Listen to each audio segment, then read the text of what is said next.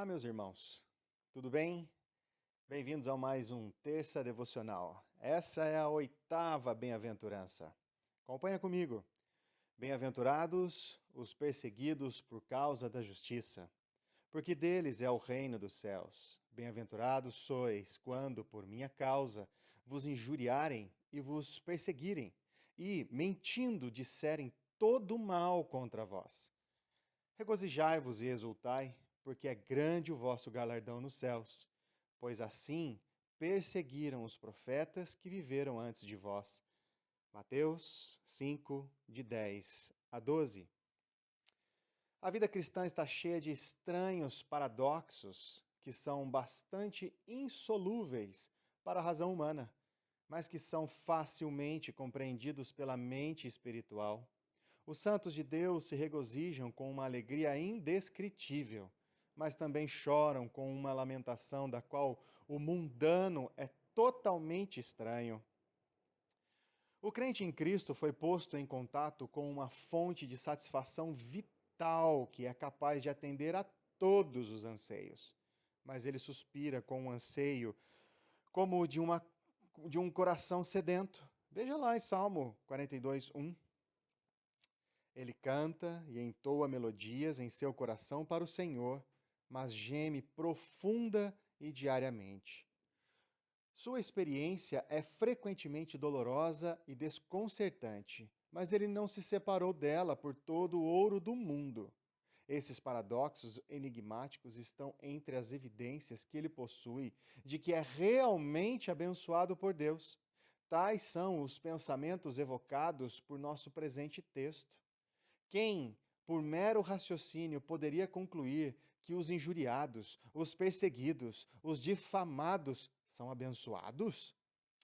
É uma forte prova da depravação humana que as maldições dos homens e as bênçãos de Cristo devam atingir as mesmas pessoas. Quem teria pensado que um homem poderia ser perseguido e injuriado e todo tipo de mal ser dito sobre ele por causa da justiça? E os homens perversos realmente odeiam a justiça e amam aqueles que fraudam e prejudicam seus vizinhos? Não. Eles não gostam da retidão porque ela respeita a si mesmos. É apenas aquela espécie de retidão que respeita a Deus e a religião que excita seu ódio. Se os cristãos se contentassem a praticar a misericórdia justa e amorosa e parassem de andar humildemente com Deus, como diz em Miqueias 6:8, eles poderiam ir pelo mundo não apenas em paz, mas com aplausos. Mas aquele que viver piedosamente em Cristo Jesus sofrerá perseguição. Olha lá, 2 Timóteo 3:12. Tal vida reprova a impiedade dos homens e provoca seu ressentimento. Os versos 10 a 12 claramente caminham juntos e formam a oitava e última bem-aventurança desta série. Ele pronuncia uma dupla bênção sobre uma dupla linha de conduta. Isso imediatamente sugere que deve ser visto de duas maneiras. O que temos no versículo 10 deve ser considerado como um apêndice a toda a série, descrevendo a experiência que certamente será encontrada por aqueles cujo caráter Cristo descreveu nos versículos anteriores. A mente carnal é inimizade contra Deus, Romanos 8:7. E quanto mais seus filhos são conformados à sua imagem, mais eles derrubarão sobre si o rancor de seus inimigos. Ser perseguido por causa da justiça significa sofrer oposição por causa de uma vida correta.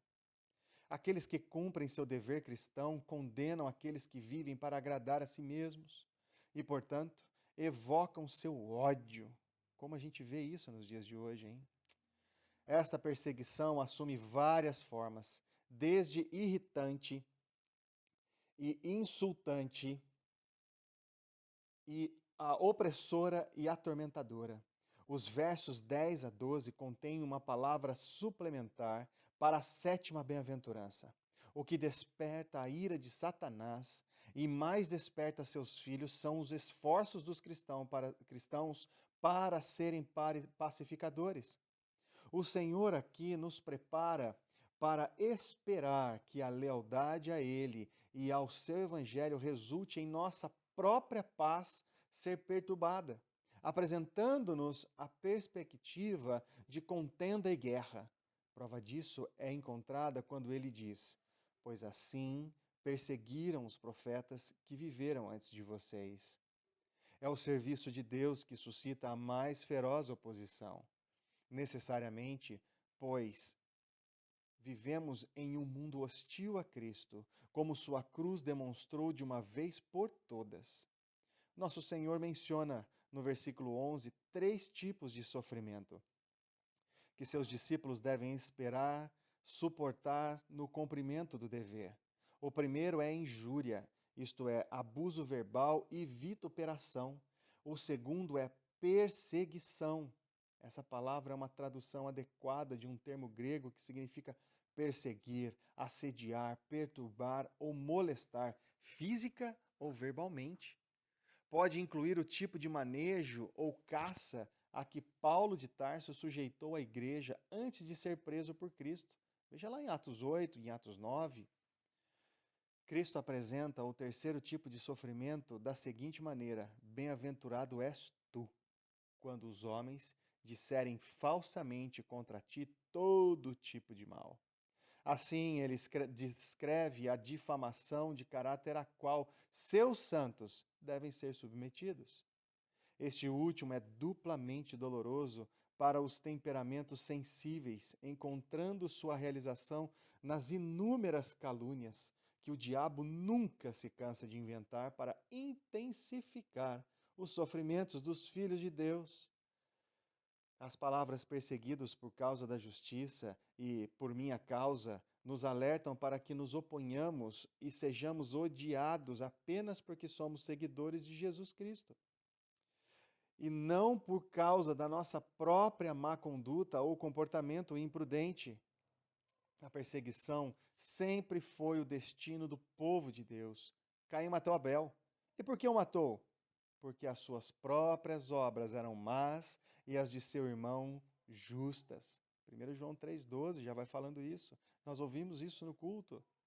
José foi perseguido por seus irmãos e lá no Egito ele foi lançado na prisão por causa da justiça. Moisés foi insultado repetidamente. Samuel foi rejeitado. Elias foi desprezado e perseguido. Micaías era o diabo. Neemias foi oprimido e difamado. O próprio Salvador, a fiel testemunha de Deus, foi morto pelas pessoas a quem ministrou. Estevão foi apedrejado, Pedro e João jogados na prisão, Tiago decapitado, enquanto todo o curso da vida e ministério cristão do apóstolo Paulo foi uma longa série de perseguições amargas e implacáveis. É verdade que a perseguição aos santos hoje está em uma forma muito mais branda do que assumiu em outras épocas. No entanto, é tão real. Pela bondade de Deus, há muito tempo temos sido protegidos da perseguição legal, mas a inimizade de Satanás encontra outras maneiras e meios de se expressar. Que os cristãos perseguidos se lembrem desta verdade consoladora, porque a vós é dado, em nome de Cristo, não só crer nele, mas também padecer por ele. Filipenses 1:29. As palavras de Cristo em João 15, do verso 19 e 20, nunca foram revogadas. Se você fosse do mundo, o mundo amaria os seus, mas porque você não é do mundo, mas eu te escolhi do mundo, portanto, o mundo odeia você. Lembrai-vos da palavra que eu vos disse: o servo não é maior do que o seu senhor. Se eles me perseguiram, eles também perseguirão vocês. Se eles guardaram a minha palavra, também cumprirão a sua. O ódio do mundo se manifesta em escárnio, reprovação, calúnia e ostracismo. Que a graça divina nos capacite a dar ouvidos a esta palavra. Mas se, quando fazeis o bem e padeceis, aguenta com paciência. Isso é agradável a Deus. 1 Pedro 2:20. O Senhor Jesus aqui declarou Bem-aventurados ou felizes aqueles que, pela devoção a Ele, seriam chamados ao sofrimento. Eles são abençoados porque recebem o privilégio indescritível de ter comunhão nos sofrimentos do Salvador. Eles são abençoados porque tal tribulação produz paciência, e paciência, experiência, e experiência, esperança, e a esperança não envergonha. Romanos 5, de 3 a 5. Eles são abençoados porque serão totalmente recompensados no grande dia que virá. Aqui está um grande conforto, de fato. Não deixe o soldado da cruz ser consternado, porque os dardos inflamados do maligno são arremessados contra ele. Em vez disso, deixe-o cingir-se com mais firmeza na armadura divinamente fornecida. Não desanime o Filho de Deus, porque seus esforços para agradar a Cristo fazem com que alguns dos que se dizem cristãos falem mal dele. Não deixe o cristão imaginar que as provas de fogo são uma evidência da desaprovação de Deus. Alegrai-vos e exultais, não apenas as aflições que a fidelidade a Cristo envolve devem ser pacientemente suportadas, mas devem ser recebidas com alegria e júbilo. Devemos fazer isso por 3 razões. Primeira, essas aflições vêm sobre nós por causa de Cristo, e visto que ele sofreu tanto por nossa redenção, devemos nos regozijar muito quando somos chamados a sofrer um pouco por ele. Segundo, essas provações nos levam à comunhão com um nobre grupo de mártires, pois enfrentar as aflições nos associa aos santos profetas e apóstolos. Em tal companhia, a reprovação se transforma em elogio e a desonra se transforma em glória. Terceiro, nós que sofremos perseguição por causa de Cristo, temos a promessa de uma grande recompensa no céu. Na verdade, podemos nos alegrar, por mais feroz que seja o conflito atual, tendo deliberadamente escolhido sofrer com Cristo, ao invés de desfrutar dos prazeres do pecado por um tempo. Hebreus 11, 25. Nós também reinaremos com ele, de acordo com as suas certas promessas. Romanos 8, 17. Lembre-se de Pedro e João, que se retiraram da presença do conselho, regozijando-se por terem sido considerados dignos de sofrer vergonha por seu nome. Da mesma forma, Paulo e Silas, na masmorra de Filipos e com as costas sangrando, cantaram louvores a Deus. E é-nos dito que outros gozaram de alegria em estragar seus bens, sabendo em si mesmos que tinham no céu uma substância melhor e duradoura. Hebreus 10, 34.